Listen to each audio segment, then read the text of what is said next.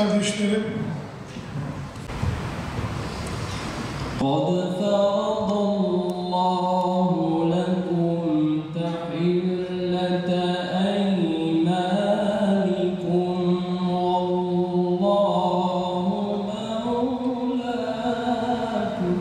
de hüsn-i tilavet, güzel okuma dalında yarışacak olan Elhamdülillah, yani bu bahsettiğiniz yarışma Türkiye 9. Uluslararası Kur'an-ı Kerim yarışması hafız ve tilavet şeklinde iki kategoride düzenlenecek inşallah. Bir de bizim Şanlıurfa'da, Peygamberler şehrinde, birincisi İstanbul'da, ikincisi Konya'da, üçüncüsü de Şanlıurfa'da düzenleniyor.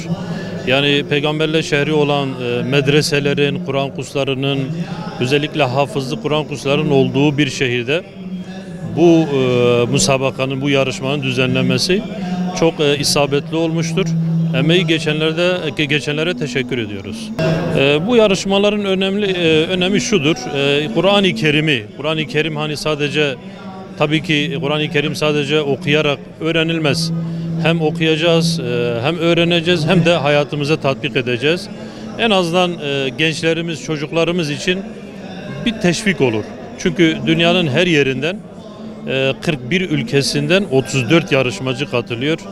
En azından bizim gençlerimiz, bizim çocuklarımız da bunlara bakarak bir motivasyon olabilir bu çocuklar için, gençler için.